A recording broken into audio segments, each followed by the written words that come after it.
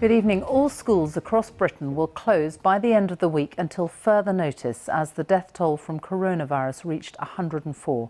Boris Johnson said schools will close their doors by Friday. From next week, most children will be at home until further notice, except for children of key workers like NHS staff, police and delivery workers, as well as the most vulnerable. A-levels and GCSEs will not go ahead in England and Wales. A decision has yet to be made in Scotland and Northern Ireland. The government said it would make sure every child got the proper recognition they deserve, but didn't say how. The dramatic move came as the number of confirmed cases of coronavirus in the UK jumped by almost 700 to 2,626. 104 people have now died. The NHS said those who died in England were aged between 59 and 94 and had underlying health conditions. Our political editor, Laura Kuenssberg, is in Westminster. Laura. Sophie, this was a decision that the government never wanted to have to take, a decision that they put off until they felt it was the crucial moment to act. But as the number of people infected by this disease continues to mount, so too the impact on all of our lives continues to become more and more profound. And this time it has turned the lives of millions of children and therefore millions of families around the country upside down, with school gates closing after lessons on Friday for a time being, and no one knows until when. Home time, not just till the morning, but maybe for many months. The school bell on Friday will signal the end of normal life for millions of families for the foreseeable future. I think it's good for the children, right? But I think it's going to be hard for the parents that have still got to go to work. I'm very worried about it. Why? Because it's scary. It's killing the people. I'm a kind of stay-at-home dad, so it's not such a problem. My wife is kind of main breadwinner, so it's not too bad. It's perhaps not the last resort for the government, but certainly closing school gates was one of the measures ministers were desperate to avoid. After schools shut their gates from Friday afternoon, they will remain closed for most pupils, for the vast majority of pupils, until further notice.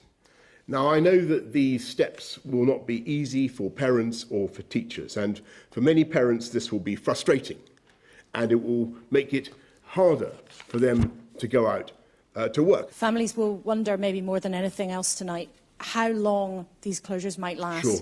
Can you give us any indication? Our judgment right now is that this is the moment to provide further downward pressure. I wish I could give you an answer about how long it will be, Laura, but we've got to do it right now. For the children of key workers, it could mean school as usual, but for teenagers, that means exams off for now.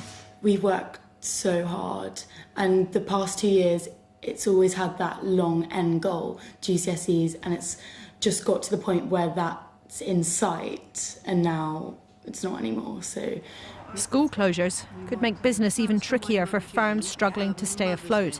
She can get them for Mother's Day. That would be brilliant. Yeah. Sally Field, a florist in Bristol, has plenty of orders for Mother's Day. But despite the government's promise to prop up the economy with hundreds of billions of pounds of loans, she is uncertain, deeply uncertain, about what might come next. If the staff were to have to not come in, look after their children, if we don't get the orders in, I won't be able to pay the rent of the shop. It's a massive worry. There's a rush for more support. The government promised tonight to help renters with a plan to ban evictions. With well over 2,500 cases of the disease, ministers and officials keep vowing to do whatever it takes. Whitehall is scrambling to keep up with the demands of this crisis, for the government to be able to explain quickly and precisely exactly how they plan to keep the many promises that have been made. There's a sense there could be more interventions and more restrictions on the way. The national safety net's expanding, but there are still holes, like the gaps on the Commons green benches today, MPs deliberately keeping their distance. Coronavirus may be a mild illness for the majority, but the effects on the country could be grave. Laura Kuenssberg, BBC News, Westminster. The closure of schools poses a huge challenge to parents who are trying to earn a living, many of them now working from home. The government also stressed that children shouldn't be left with grandparents who are the most vulnerable to the virus. All exams have been cancelled in England and Wales, and Scotland and Northern Ireland are due to make a decision in the coming days. Our education editor, Bronwyn Jeffries, reports. You need to take home your books and anything else that you need in order to be able to work successfully at home. A last glimpse of normal school life before education is largely set aside. Schools instead a crisis service. Head teachers now expected to lead. Well, I suppose there's been a sense of real inevitability. We've got to muck in. This is a national emergency, and schools are the bedrock of communities, and we will do everything that we possibly can to help. They've worked for exams now cancelled in England. Even before they knew for certain, they were worried about next steps. Your future, which you have to be worried about, getting your qualifications, how that's going to affect your life in the future. So it's a really big issue at the moment. It's our year group for GCSEs, but for others it's their year group for A-levels, for first year at university, all sorts of things, and it's just so disruptive for everyone's lives. Everyone's been saying how they think it will completely impact the way that we all socially interact, like moving forward, so handshakes, greetings, etc. And it just, yeah, it's quite an eye-opener. So that's it. Schools closed for the foreseeable future. They will still have a stripped back role, providing somewhere safe for the children of key workers, such as those working in the NHS, and looking out for vulnerable children. But that's only children with social workers or those with education healthcare plans. As classrooms empty, no place for those on free school meals, only an offer of food vouchers. And for parents, challenges ahead. Well, fortunately I work from home and so does my husband, so it won't affect us, but I'm pretty sure it's going to have a significant impact on lots of other parents. Especially knowing that it's going to go around the school and come home to every, grandparent, other person in your life, everyone could get it. So the sooner they shut it down, the better. For children, the anchor of routine cut loose, as schools prepared to ride out this storm. Bronwyn Jeffries, BBC News, West Sussex. Well, let's talk to our political editor, Laura Kuenssberg in Westminster. And Laura, we seem to be following in the footsteps of countries like France and Spain. School closures this week. A lot of people wondering if there are going to be further restrictions next. Well, Sophie, the government's position has always been quite clear that they have taken decisions as and when the data looked at and produced by government scientists has been changing over time. But they've also been quite clear that there's been a range of things on the table, a kind of series of steps, or to use the jargon that's been used in Whitehall, it's like a ladder with different rungs. And as we go up the stage of getting through this outbreak, the government needs to take different actions to try to clamp down, and above all else, of course, to save lives. It was notable today that the Prime Minister didn't rule out increasing the level of restrictions on our lives. In fact, he was quite explicit in doing so. But I think that said, we should also be clear that the government has been trying very hard and clear about the fact that they are taking a step-by-step approach. They are trying to be guided every day by the best information that is put forward to them in what is clearly a very rapidly changing situation, where all sorts of demands are being put on everybody in government and, of course, everybody around the country. And there's no question with that schools announcement today, that's been something that's been coming for a while. The direction of travel has been quite clear.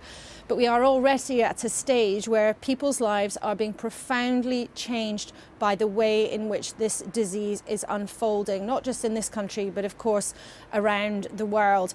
And there is a sense that Whitehall is really trying to scramble to keep up with the pace of how this disease is spreading. And for the government, of course, that means there are no straightforward decisions here. They're making very, very big promises, but there is, of course, a lot of political pressure over how in the days, weeks and months they'll be able really to make them come true.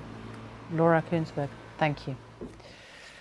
Well, another main focus today was on the legislation being brought forward to protect tenants who may soon be at risk of eviction and the 3-month mortgage payment holidays extended to landlords.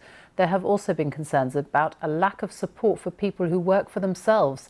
Our political correspondent Alex Forsyth has been speaking to people to find out how small businesses and those who are self-employed are coping. Simply staying open is the priority for many small businesses now. Hetty spent years building up her cake supplier, but demand has slumped. Determined to keep going, she's offering brownies by mail order to stay afloat. The feeling is definitely like fear of losing everything, but I'm trying to stay positive as best as I can. She says new government measures, grants, help with sick pay are hugely welcome. But reluctant to take out a loan, her biggest fear is how to keep paying her 6 members of staff. I don't want to lose them. If I could put them on some kind of subsidised paid redundancy or temporary redundancy, that would be ideal, and then they can cover their costs and we can still afford to keep running perhaps at a lower capacity in the meantime. The government has offered billions to stop businesses closing, but some want more support for those who face losing their jobs, or those self-employed or not in line for sick pay. John is a freelance lighting designer. His work has completely dried up. He's thinking of selling his car to help with rent and bills, saying people in his position have no safety net. Anything will be a good start. Maybe suppress credit card interest. People are going to go into debt spirals just putting their shopping on their credit cards otherwise. It's really distressing, not just for me, but to see, you know, all my friends and colleagues in the same boat. It's just happened all in the same week. The government's been clear. The measures announced for businesses so far are just the start. It said there will be more support for those struggling. And today the Prime Minister promised no one will be evicted if they can't pay their rent because of coronavirus. This letting agent says detail is key, but welcomes news that landlords will be given a mortgage break to help tenants who can't pay. It's brilliant that we've got support for tenants and that they know they're not going to be evicted during this time. We just now need to make sure that the tenants know where to go for the help, and that also landlords know where they can also go for the help if the tenant can't pay. With the next few days and weeks so uncertain, so many will be relying on support to simply keep going. Alex Forsyth, BBC News, Gloucester.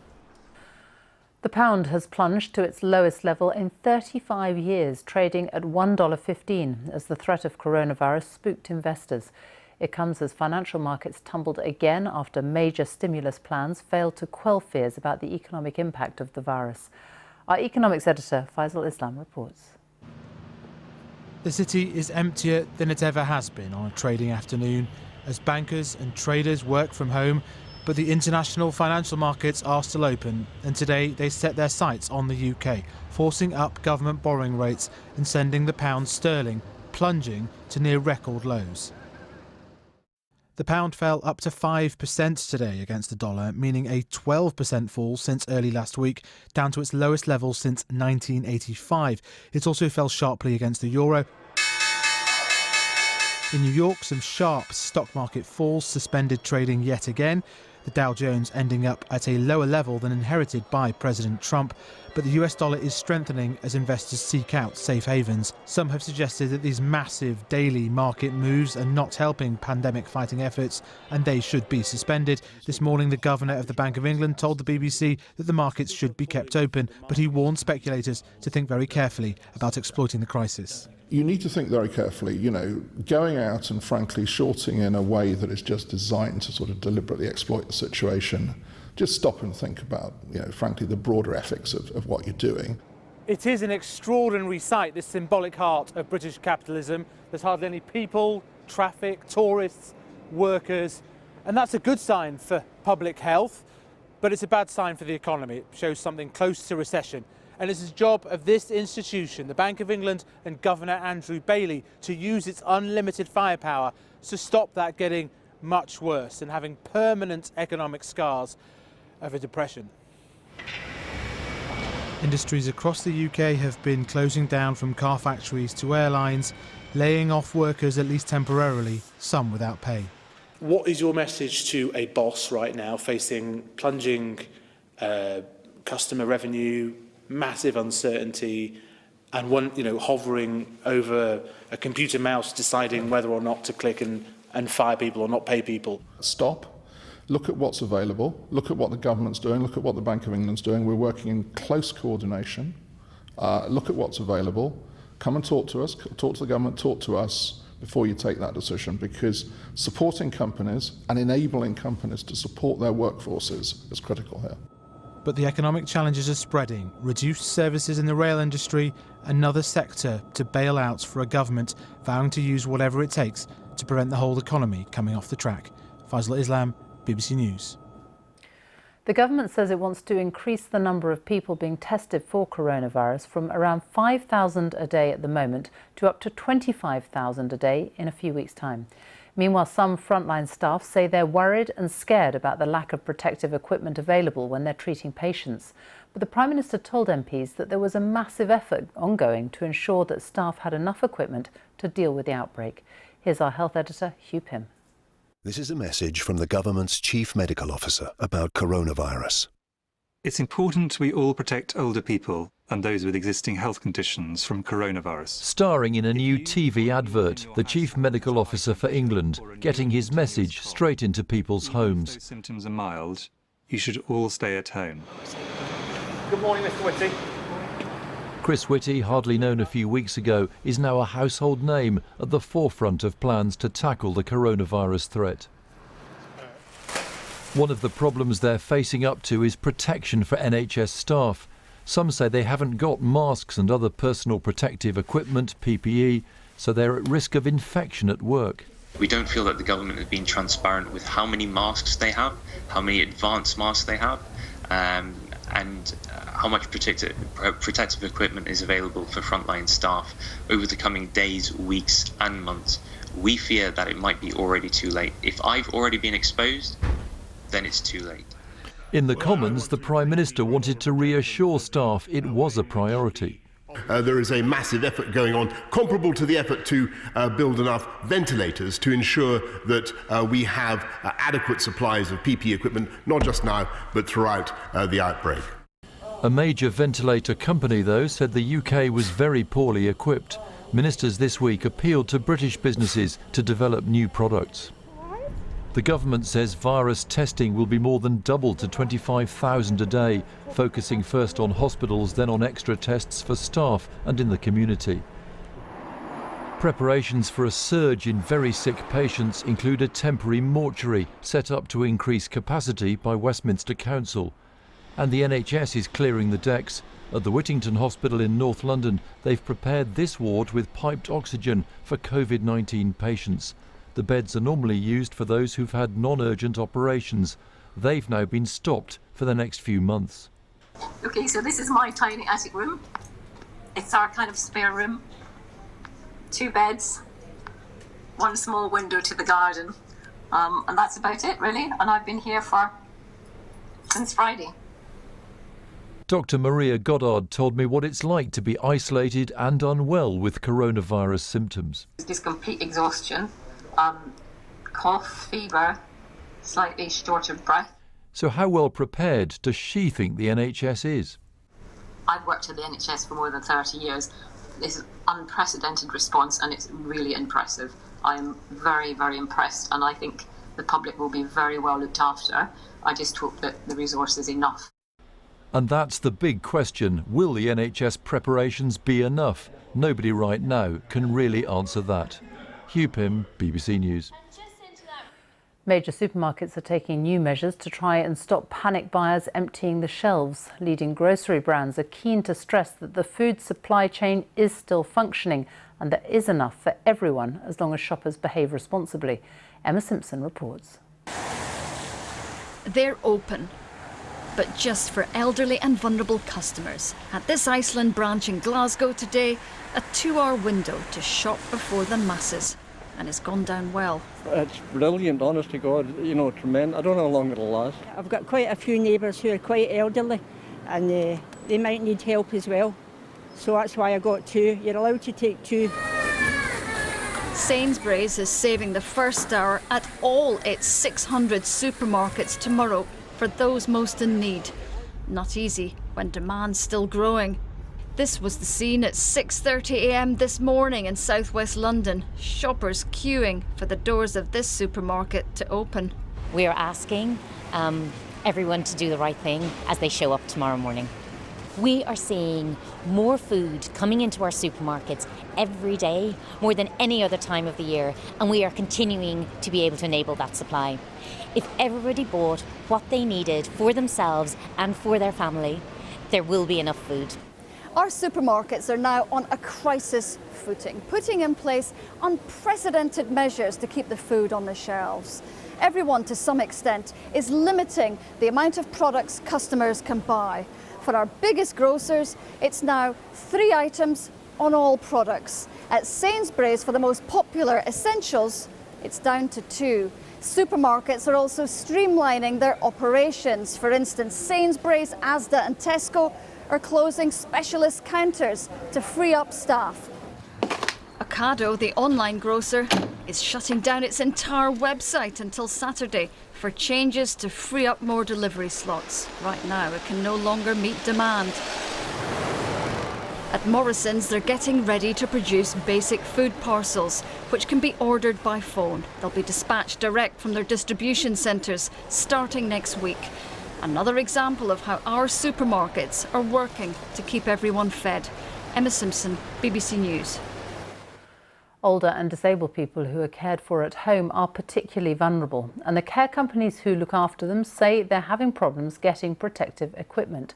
The government says it will be made available. They're also calling for virus testing for their staff and financial help to meet the pressures. Here's our social affairs correspondent, Alison Holt. We've had a couple of issues. Is there any chance that you can pick up a couple of double-ups this evening? In the control room of Trinity Home Care in Surrey, care coordinators are busy managing the increasing pressures on their staff caused by the coronavirus and reassuring the older and disabled people they look after. We ain't going to let you completely run out of food. We will grab some bits. It's quite high risk, so I don't want too many carers going in and out at the moment. On the prescription, usually there's a date of when it was prescribed. So they are training new care workers to try to meet the growing need. But in a sector which has faced years of underfunding and staff shortages, many care companies say they're already struggling. Frustrating for senior care worker Shona, who has a lung condition, so is now office-based to keep her safe. I will miss my clients because they're so used to me calling in and seeing them. And I've had to explain, not tell them what's wrong with me, but just that I will not be physically visiting them, but I'll make sure that they're well looked after. Care providers are also desperate for protective equipment like gloves and face masks needed to care for people with COVID-19, and they want testing for staff so those without the virus can work. Company bosses say to cope, firms need councils to start paying for services up front. The role of the care sector has been understated at all times. In recent years, we've seen a decimation of funding to this sector. We are the 4th emergency sector, and we need to be recognised as that. The government says companies will get more financial support and personal protection equipment is on its way. Alison Holt, BBC News.